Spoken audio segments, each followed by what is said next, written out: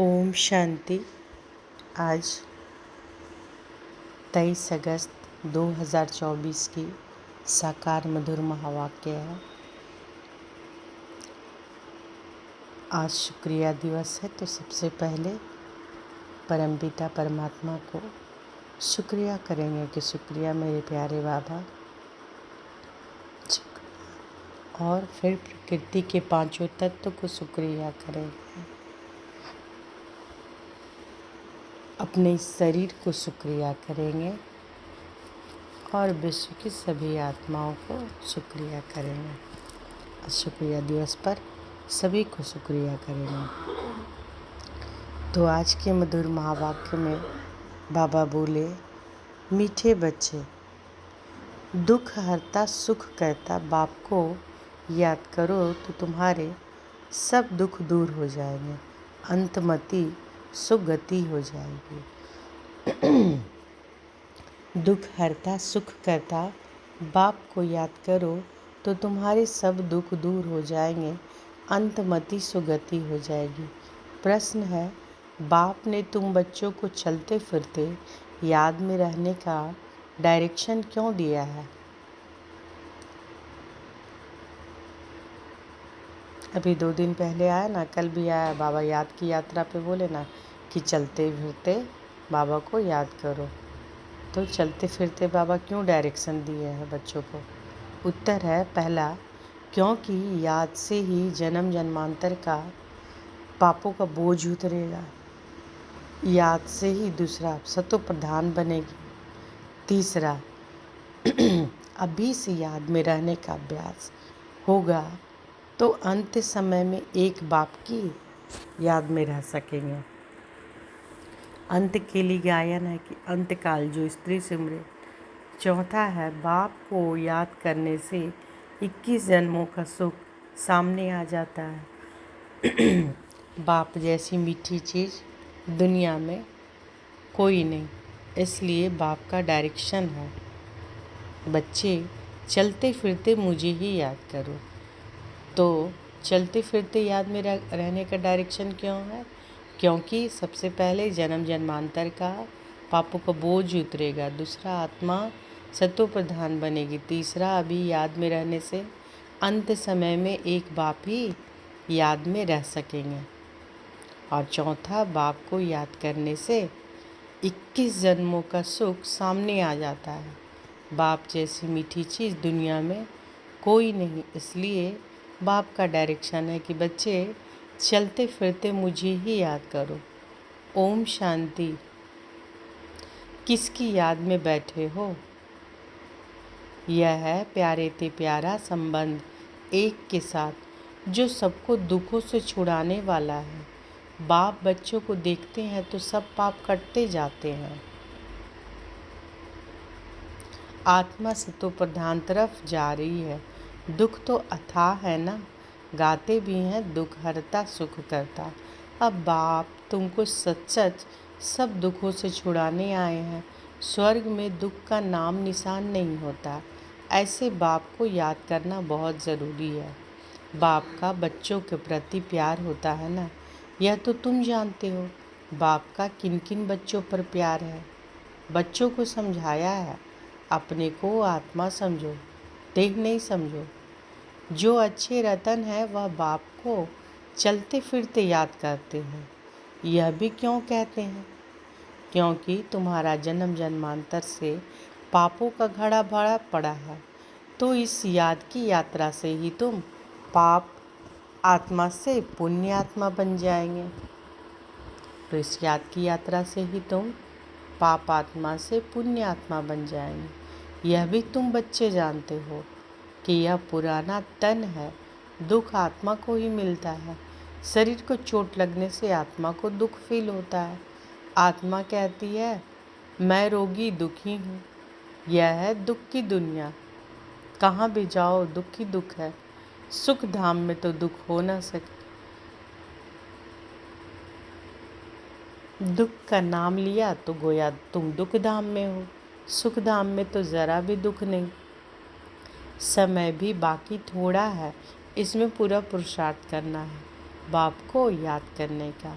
जितना याद करते रहेंगे उतना सतो प्रधान बनते जाएंगे। पुरुषार्थ करके अवस्था ऐसी जमानी है तो तुमको पिछाड़ी के सिवाय एक बाप के कुछ याद ना आए। एक गीत भी है, अंतकाल जो स्त्री समृह। यह अंतकाल है ना, पुरानी दुनिया दुख धाम का अंत है। अभी तुम सुख धाम चलने का पुरुषार्थ करते हो, तुम शूद्र से ब्राह्मण बने हो, यह तो याद रहना चाहिए ना। शूद्र को है दुख, हम दुख से निकल फिर अब चोटी पर चढ़ रहे हैं। तो एक बाप को याद करना है, मोस्ट विलविड बाप है। उनमें मीठी चीज़ कौन सी होती है? उनसे मीठी चीज़ कौन सी होती है? आत्मा उस परमपिता परमात्मा को ही याद करती है ना। सब आत्माओं का बाप है, उनसे मीठी इस दुनिया में कोई चीज़ हो न सके।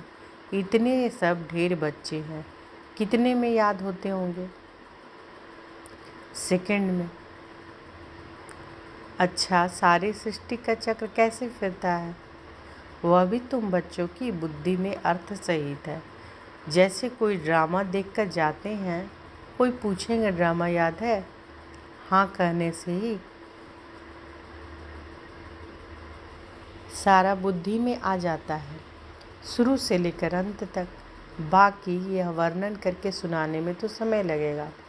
बाबा बेहद का बाप है, उनको याद करने से ही 21 जन्मों का सुख सामने आ जाता है। बाप से यह वर्षा मिलता है। सेकंड में बच्चों को बाप का वर्षा सामने आ जाता है। बच्चा पैदा हुआ, बाप जान जाते हैं वारिस ने जन्म लिया, सारी मिल्कियत याद आ जाएगी। तुम भी अकेले अलग अलग बच्चे हो, अलग अलग वर्षा मिलता है ना, अलग अलग याद करते हो। हम बेहद के बाप के वारिस हैं। सतयुग में तो एक ही बच्चा होता है, वह सारी मिल्कियत का वारिस ठहरा। बच्चों को बाप मिला और विश्व का मालिक बना। सेकंड में देरी नहीं लगती। बाप कहते हैं कि तुम अपने को आत्मा समझो, फीमेल मत समझो। तो बाबा क्या कह रहे हैं कि तुम अपने को आत्मा समझो, फीमेल मत समझो। आत्मा तो है, आत्मा तो बच्चा है ना। बाबा कहते हैं हमें सब बच्चे याद पड़ते हैं, आत्माएं सब भाई भाई हैं। जो भी सब धर्म वाले होते हैं वह कहते हैं कि सब धर्म वाले भाई भाई हैं, परंतु समझते नहीं। अभी तुम समझते हो कि हम बाबा के मोस्ट विलवेड बच्चे हैं। बाप से पूरा बेहद का वर्षा जरूर मिलेगा। कैसे लेंगे? वह भी तुम बच्चों को सेकंड में याद आ जाता है। हम सतो प्रधान थे, फिर तमो प्रधान बने, अब फिर सतो प्रधान बनना है। तुम जानते हो कि बाबा से हमको स्वर्ग के सुखों का वर्षा लेना है। तुम जानते हो कि बाबा से हमको स्वर्ग के सुखों का वर्षा लेना है। बाप कहते हैं कि अपने को आत्मा समझो। देह तो विनाशी है, आत्मा ही शरीर छोड़कर चली जाती है, फिर जाकर तुम्हारा नया शरीर गर्भ में लेती है। पुतला जब तैयार होता है तब आत्मा उसमें प्रवेश करती है, परंतु वह तो है रावण के वश, विकारों के वश जेल में जाते हैं। वहाँ तो रावण होता ही नहीं, दुख की बात ही नहीं। जब बूढ़े होते हैं तब मालूम पड़ता है। अभी यह शरीर छोड़ हम दूसरे शरीर में जाकर प्रवेश करेंगे। वहाँ तो डर की कोई बात नहीं रहती। वहाँ तो कितना डरते हैं, यहाँ तो कितना डरते हैं। वहाँ निडर होते हैं। बाप तुम बच्चों को अपार सुखों में ले जाते हैं। सतयुग में अपार सुख है, कलयुग में अपार दुख है, इसलिए इसे कहते हैं दुख धाम। सतयुग में अपार सुख है, कलयुग में अपार दुख है, इसलिए इसे कहते हैं दुख धाम। बाप तो कोई तकलीफ नहीं देते हैं।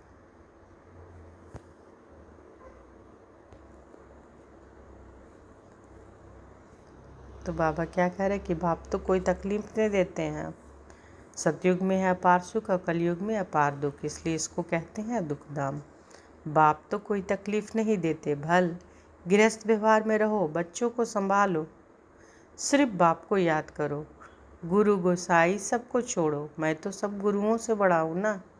वह सब मेरी रचना है, सिवाय मेरे और कोई को पतित पावन नहीं कहेंगे। क्या ब्रह्मा विष्णु शंकर को पतित पावन कहेंगे? नहीं, देवताओं को भी नहीं कह सकते सिवाय मेरे। अभी तुम बच्चे गंगा को पतित पावनी कहेंगे? यह पानी की नदियाँ तो सदैव बहती है। गंगा ब्रह्मपुत्र आदि भी तो चली आती है, इनमें तो स्नान करते ही रहते हैं। बरसात पड़ती तो फ्लड आ जाती है। यह भी दुख हुआ ना, अथाह दुख है। बाढ़ में देखो कितने मनुष्य मर गए। सतयुग में दुख की बात नहीं, जानवरों को भी दुख नहीं होता है, उनकी भी अकाले मृत्यु नहीं होती। यह ड्रामा भी ऐसे बना हुआ है। भक्ति में गाते हैं कि बाबा आप जब आएंगे तो हम आपके ही बनेंगे। आते तो हैं ना, दुख धाम के अंत और सुख धाम के आदि के बीच में ही आएंगे, परंतु यह किसी को पता नहीं। सृष्टि की आयु कितनी होती है यह भी नहीं जानते। बाप कितना सहज बतलाते हैं। आगे तुम जानते थे क्या? बाबा कह रहे आगे तुम जानते थे क्या कि सारी सृष्टि की आयु 5000 वर्ष है? वह तो लाखों वर्ष कह देते हैं। अभी बाप ने समझाया कि 1250 वर्ष का हर युग होता है। स्वस्तिका में पूरे 4 भाग होते दिखाते हैं, जरा भी फर्क नहीं होता। विवेक भी कहता है कि एक्यूरेट हिसाब होना चाहिए। पूरी में भी चावल का हंडा चढ़ाते हैं तो पूरे 4 हिस्से आपे ही हो जाते हैं। ऐसे युक्ति बनाई हुई है। वहाँ चावल बहुत खाते हैं, जगन्नाथ कहो व श्रीनाथ कहो, बात एक ही है। दोनों ही काले दिखाते हैं। श्रीनाथ के मंदिर में घी के भंडारे होते हैं, सब घी की तली हुई अच्छी अच्छी चीज़ मिलती है। बाहर में दुकान लग जाते हैं, कितना भोग लगता होगा। सब यात्री जाकर दुकानदारों से लेते हैं। जगन्नाथ में फिर चावल ही चावल होते हैं। वह जगतनाथ है, वह श्रीनाथ सुखधाम और दुखधाम को दिखाते हैं। श्रीनाथ सुखधाम का था, वह दुखधाम का। काले तो इस समय बन गए हैं कामचीता पर बैठकर। तो काले तो इस समय बन गए हैं कामचीता पर चढ़कर। जगन्नाथ को सिर्फ चावल का भोग लगाते हैं। इनको गरीब उनको साहूकार दिखाते हैं। ज्ञान का सागर एक बाप ही है। भक्ति को कहा जाता है अज्ञान, उनसे कुछ मिलना नहीं है। तो भक्ति को क्या कहा जाता है? अज्ञान, उनसे कुछ मिलना नहीं है।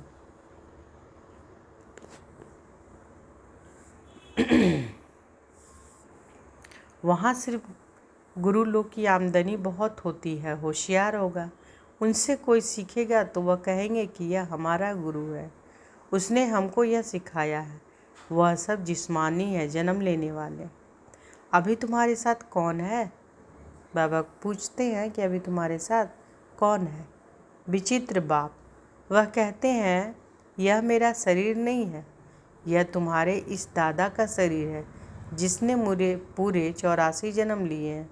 उनके बहुत जन्मों के अंत में मैं इसमें प्रवेश होता हूँ, तुमको सुखधाम ले जाने।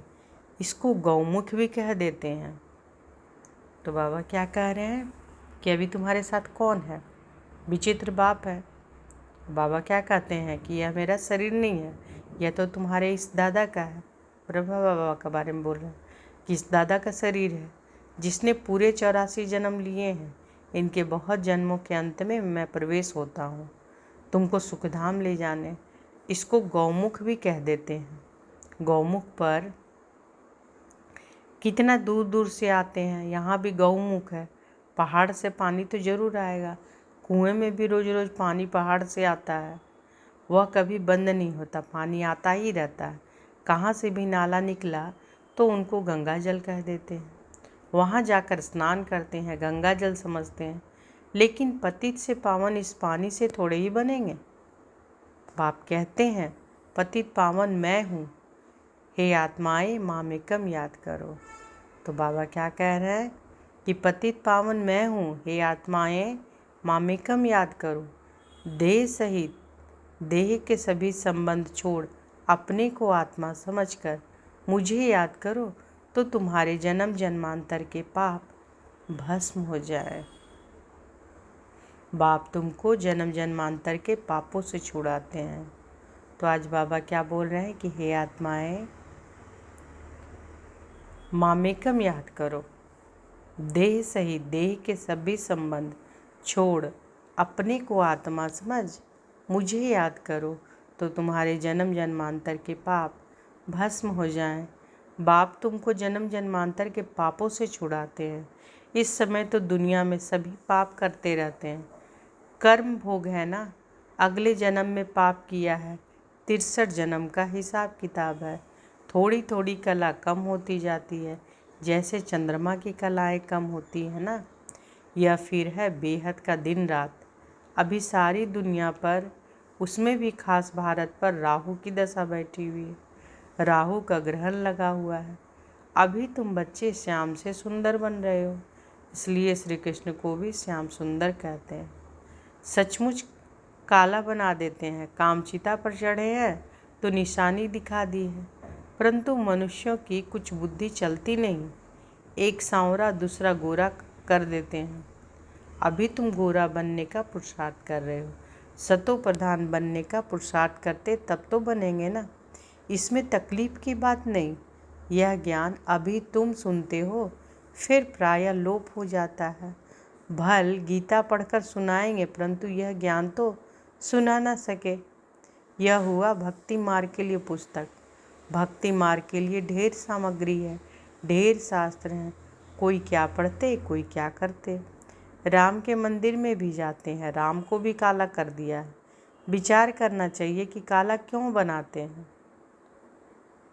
बाबा कह रहे हैं कि विचार करना चाहिए कि काला क्यों बनाते हैं। काली कलकत्ते वाली भी है, मामा का हैरान होते हैं, सबसे काली वह है और बहुत भयानक दिखाते हैं। तो बाबा कह रहे हैं कि काली कलकत्ते वाली भी है, मामा का कर काली माँ का बाबा बोल रहे हैं कि मामा का हैरान होते हैं, सबसे काली वह है। काली क्यों बनाते हैं उस पर सोचना है। बाबा कह रहे हैं कि वह सबसे काली वह है और बहुत भयानक दिखाते हैं, उनको फिर माता कहते हैं। तुम्हारे यह ज्ञानवान ज्ञान कटारी आदि हैं, तो उन्होंने फिर हथियार दे दिए हैं। वास्तव में काली पर पहले मनुष्यों की बलि चढ़ाते थे, अभी गवर्नमेंट ने बंद कर दिया है। आगे सिंध में देवी का मंदिर नहीं था। जब बॉम्ब फटा तो एक ब्राह्मण बोला, काली ने हमें आवाज़ दिया, हमारा मंदिर है नहीं, जल्दी बनाओ, नहीं तो और भी बम फटेंगे। बस ढेर बच्चे इकट्ठे हो गए हैं, मंदिर बन गया।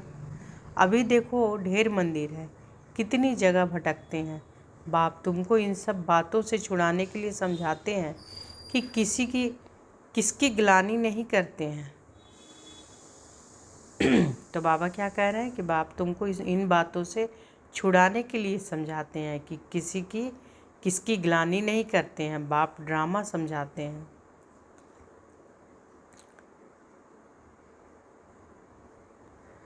यह सृष्टि चक्र कैसे बना हुआ है। जो कुछ तुमने देखा वह फिर होगा, जो चीज़ नहीं है वह बनती है। तुम समझ गए हो कि हमारा राज्य था, वह हमने गंवाया है। अब फिर बाप कहते हैं, बच्चे नर से नारायण बनना है तो पुरुषार्थ करो। भक्ति मार्ग में तुम बहुत कथाएं सुनते आए हो। अमर कथा सुनी फिर कोई अमर बने। बाबा कह रहे हैं अमर कथा सुनी फिर कोई अमर बने। किसी को ज्ञान का तीसरा नेत्र मिला। यह बाप बैठकर समझाते हैं। इन आँखों से कुछ भी इविल नहीं देखो, सिविल आँखों से देखो, क्रिमिनल से नहीं। इस पुरानी दुनिया को ना देखो, यह तो खलास हो जानी है। बाप कहते हैं, मीठे मीठे बच्चों, हम तुमको राज्य देकर जाते हैं 21 जन्मों के लिए। वहाँ और कोई का राज्य होता नहीं, दुख का नाम नहीं। तुम बड़े सुखी और धनवान होते हो। यहाँ तो मनुष्य कितना दुख भूख मरते रहते हैं। वहाँ तो सारे विश्व में तुम राज्य करते हो। कितनी थोड़ी जमीन चाहिए, छोटा बगीचा, फिर वृद्धि होते होते कलयुग अंत तक कितना बड़ा हो जाता है। और 5 विकारों की प्रवेशता के कारण यह कांटों का जंगल बन जाता है। बाप कहते हैं, काम महाशत्रु है, इनसे तुम आदि मध्य अंत दुख पाते हो। ज्ञान और भक्ति को भी अब तुमने समझा है। विनाश सामने खड़ा है। इसलिए अब जल्दी जल्दी पुरुषार्थ करना है, नहीं तो पाप भस्म नहीं होंगे। बाप की याद से ही पाप कटेंगे। पतित पावन एक बाप ही है। कल पहले जिन्होंने पुरुषार्थ किया है वह करके दिखाएंगे। ठंडे मत बनो, सिवाय एक बाप की और कोई को याद ना करो।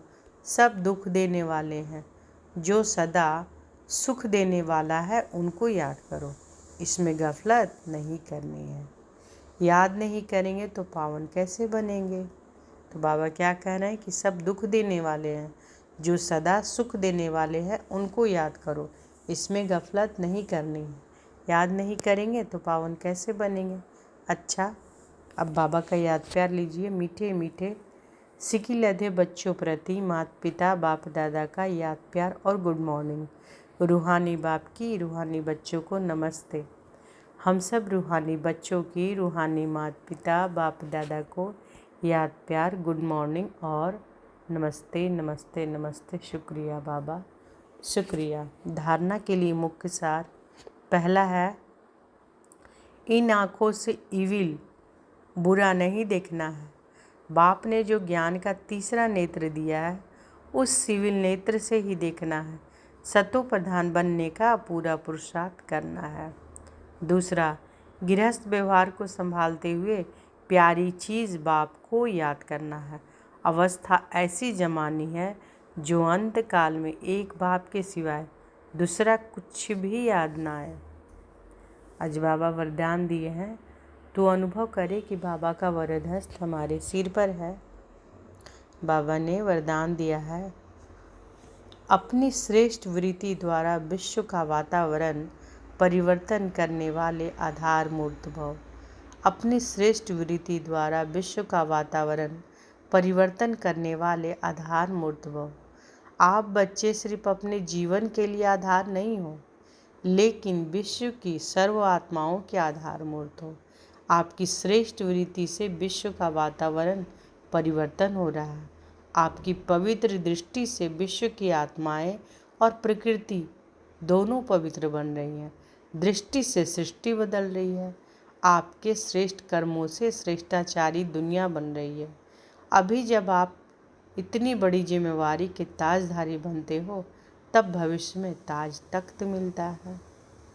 स्लोगन है, सर्वशक्तिमान बाप को अपना साथी बना लो तो कोई भी विघ्न आपको रोक नहीं सकता। सर्वशक्तिमान बाप को अपना साथी बना लो तो कोई भी विघ्न आपको रोक नहीं सकता। तो आज के मधुर महावाक्य में बाबा क्या बोले हैं कि दुख हरता सुख करता कौन है। बाबा है ना, तो बाप को ही याद करना है। और बाबा को याद करने से बाबा कहते हैं तुम्हारे दुख सारे दूर हो जाएंगे, अंतमति सुगति हो जाएगी। क्योंकि याद करने से ही जन्म जन्मांतर के पापों का बोझ उतरेगा। अभी 2 दिन पहले भी तो याद की यात्रा पर बाबा पूरा बोले थे मुरली में। उसका योग भी बनाकर हम डाले हैं कि रूहानी याद की यात्रा। तो आज भी आप महावाक्य में बाबा याद पर ही ज़्यादा बल दिए हैं कि दुख हरता सुख करता बाप को याद करो तो तुम्हारे दुख दूर हो जाएंगे, आत्मा सतो प्रधान बन जाएगी, जन्म जन्मांतर के पापों का बोझ खत्म हो जाएगा।